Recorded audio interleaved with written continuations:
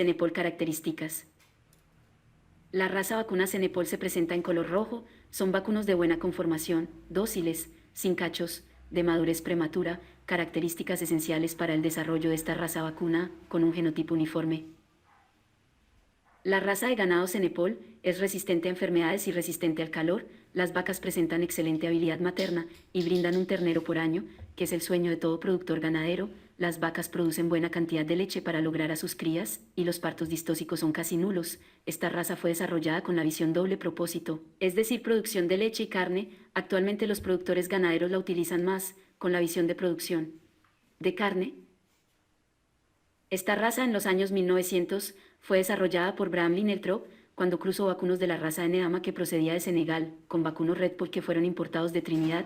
En la isla de Saint-Croix, los productores ganaderos quedaron fascinados por la habilidad de estos vacunos por la resistencia a parásitos, humedad, calor y humedad. El ganado Cenepol combina la tolerancia al calor y resistencia a enfermedades e insectos de los vacunos Enedama con la calidad de carne, docilidad y producción de leche de la raza Red Bull. La raza Cenepol fue establecida en el año de 1940. Adaptación al trópico. La adaptación de estos vacunos a los climas tropicales le han hecho merecedora del título de la voz Taurus tropical. La adaptación a los climas tropicales le han permitido desempeñar excelentes rendimientos en condiciones de pastoreo en zonas de baja precipitación y con pasturas de baja calidad, y en presencia de parásitos internos y externos, en temperaturas altas.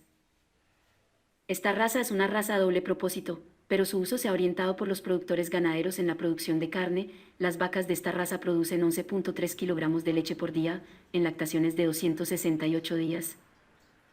Producción de carne. La raza producida por estos vacunos es tierna. Esta característica se debe a que es una raza Bos Taurus.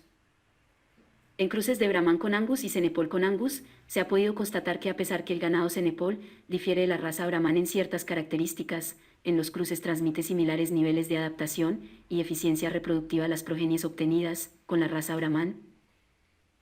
La selección natural, en las adversas condiciones de la isla de Saint-Croix, fue influenciada en caracteres definitivos como son la habilidad materna, resistencia a enfermedades y tolerancia al calor. Las banderas de esta raza son la habilidad materna, un ternero por año, buen suministro de leche y pocos problemas al momento del parto.